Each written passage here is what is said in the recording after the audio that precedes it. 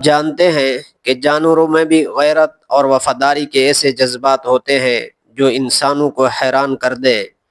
علامہ دمیری رحمۃ اللہ علیہ کی مشہور کتاب حیات الحیوان میں ایک ایسا ہی واقعہ درج ہے جس نے تاریخ کے پنوں پر ایک انمٹ نقش چھوڑا ہے۔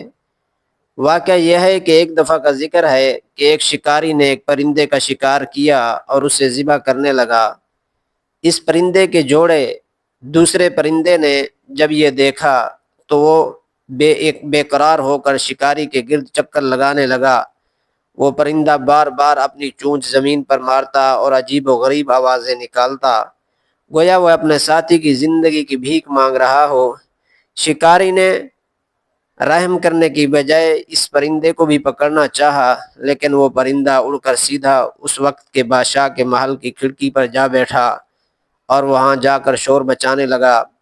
بادشاہ نے جب اس پرندے کی بے چینی دیکھی تو اس سے احساس ہوا کہ یہ پرندہ کسی فریاد کے لیے یہاں آیا ہے۔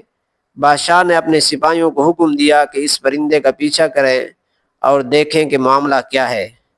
سپاہی جب شکاری کے پاس پہنچے تو دیکھا کہ وہ پرندے کو ذبح کرنے کی تیاری کر رہا تھا اور دوسرا پرندہ وہاں غمزدہ بیٹھا تھا۔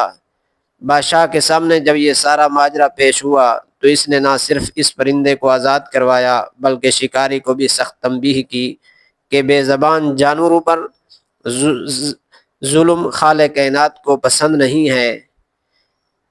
اختتام اس کا یہ ہے کہ علامہ دمیری رحمۃ اللہ علیہ اس واقعے سے ہمیں یہ سبق دیتے ہیں کہ ہر ذی روح کے اندر احساسات ہوتے ہیں۔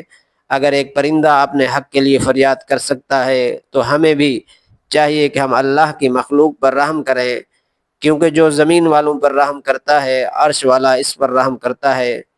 پرندے کی ایسی فریاد جو عرش کو ہلا دی۔ اگر ویڈیو اچھی لگے تو چینل کو سبسکرائب فرما دیں اور اچھا سا کمنٹ بھی کر دیں۔ شکریہ۔